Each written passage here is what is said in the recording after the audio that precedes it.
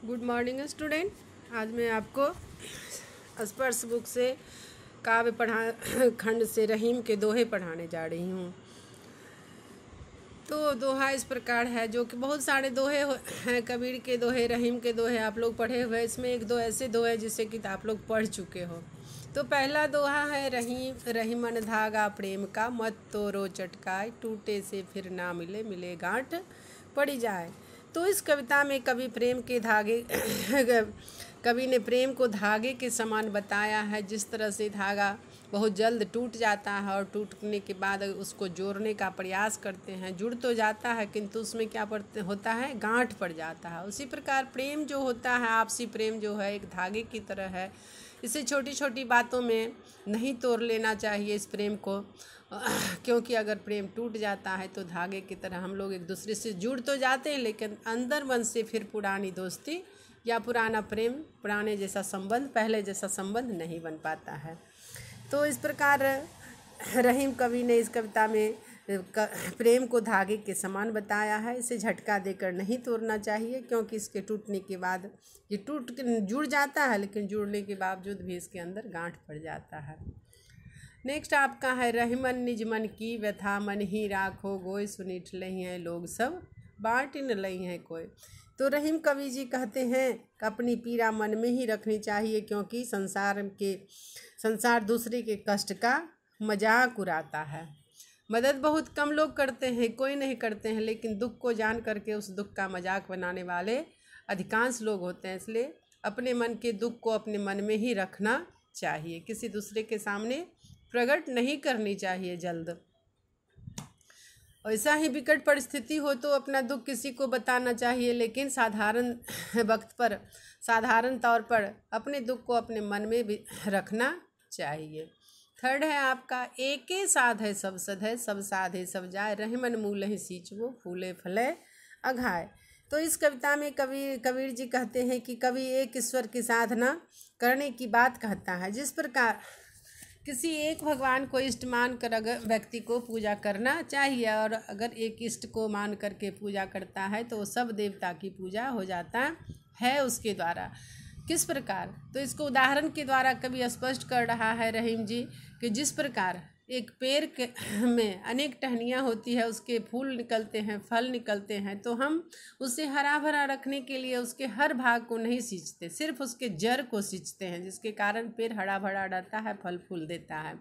तो जिस प्रकार पेड़ के जड़ को सींचने से हमें फल फूल मिलता रहता है, उसी प्रकार एक देवताओं का आराधना करने से हमें सभी देवताओं का प्रसाद मिलता है, आशीर्वाद मिलता है, और सभी देवताओं की पूजा हमसे होती है। नेक्स्ट आपका है, चित्रकूट एक जगह होता, चित्रकूट में रमी रहे रहीमन अवध नरेश। अवध नरेश राम जी को कहा गया है। जा पर विपदा पड़त है सो आवत यह देश। इस कविता में कबीर जी कहते हैं कि चित्रकूट में राम का निवास बताया गया, और जिस व्यक्ति को कष्ट होता है तो वह चित्रकूट में अपनी मन की शांति के लिए जाया करता है। क्योंकि जब रामचंद्र जी को 14 वर्ष का वनवास दिया गया था, तो रामचंद्र जी अपने मन को शांति के लिए कहाँ चले गए थे, चित्रकूट में निवास किए थे। तो इसी को कवि जो है अन्य व्यक्तियों के बीच, कबीर जी अन्य व्यक्तियों के बीच ये प्रस्तुत करते हैं कि जिस प्रकार श्री राम जी 14 वर्ष के वनवास होने पर शांति के लिए कहाँ चले गए थे, चित्रकूट। उसी प्रकार व्यक्ति को जब विपदा पड़ती है, विपत्ति पड़ती है, तो वह चित्रकूट में जाते हैं, किस लिए, शांति प्राप्ति के लिए। दीरघ दोहा रथ के आखर थोड़े माह, ज्यों रहीम नट कुंडली सिमट कूद चढ़ जाए। तो हम लोग इस दोहे में सबसे पहले नीचे वाली पंक्ति को समझो उदाहरण के दे करके, तब समझोगे ऊपर वाले का अर्थ। ज्यों रहीम नट कुंडली सिमट कूद चढ़ जाए। नट एक जाति होता है, और वह खेल दिखाने में बड़ा ही निपुण होता है। जो सड़क पे देखते होगे, इधर उधर रोड पर तमाशा दिखाता रहता है, उसी को नट जाति कहते हैं। तो नट क्या होता है, कुंडली, ज्यों रहीम नट कुंडली सिमट कूद चढ़ जाए। देखते होगे एकदम कुंडली मार करके गोल गोल घूम करके रस्सी पर एक जगह से दूसरी जगह तक पहुंच जाता है।